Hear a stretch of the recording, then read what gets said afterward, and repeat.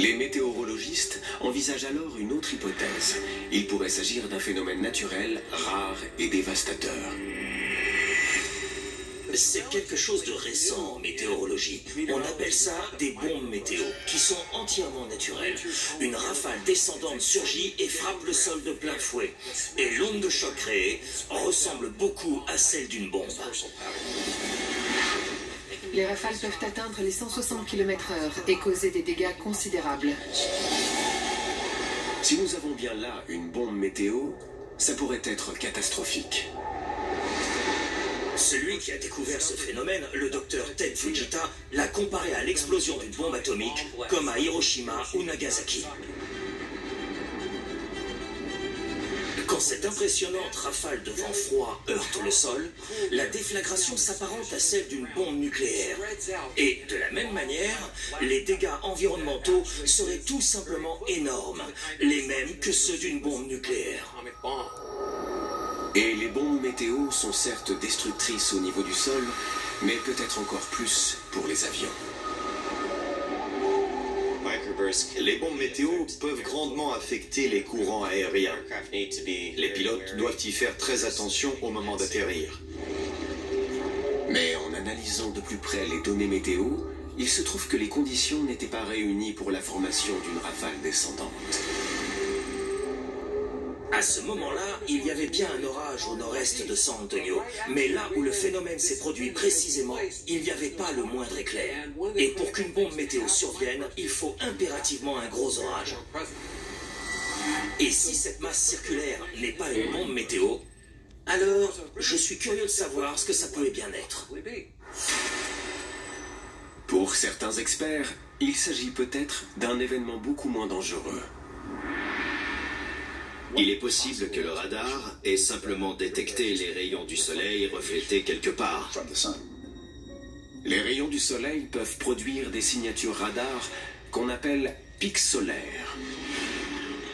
Les pics solaires apparaissent en imagerie météo lorsque le radar est précisément aligné avec le soleil. C'est un petit peu comme un rayon laser. Les météorologistes découvrent que des pics solaires notables ont été enregistrés le même jour que l'image radar. La ligne que l'on voit ici est celle du soleil qui se couche, et ses rayons ont réfléchi sur l'un de nos radars.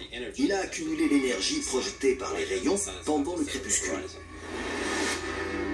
L'horaire précis où le pic solaire apparaît est comparé à celui de l'anomalie détectée sur l'image radar. Mais l'heure est différente. Ça ne peut pas être un pic solaire sur l'image, car il est survenu au moment où le soleil s'est couché. Et la masse circulaire, elle, est apparue bien plus tard. C'est forcément autre chose. Les scientifiques pensent que l'origine de cet étrange nuage se trouve peut-être au niveau du sol. Spontanément, la plupart des météorologistes vont se demander ce qu'il y a à proximité de la zone concernée. Et ils découvrent sans tarder que l'anomalie sur l'image radar provient d'une étrange cavité à même le sol. Et si on superpose l'image radar avec une carte, on se rend compte que le phénomène s'est produit tout près d'une grotte. Et tout le monde sait ce qui vit dans les grottes. Les créatures qui vivent dans cette grotte sont parmi les plus redoutées et les plus incomprises. La grotte de Bracken abrite la plus grosse colonie de chauves-souris du monde. Plus de 20 millions de tadarides du Brésil y ont élu domicile. Les chauves-souris arrivent en mars et restent là tout l'été pour se reproduire et élever leurs petits. Cet endroit est unique en son genre. À la tombée de la nuit, les créatures surgissent hors de la grotte pour chasser. Il faut s'imaginer 20 millions de chauves-souris qui sortent d'une grotte. On dirait une scène tout droit issue d'un film de Batman.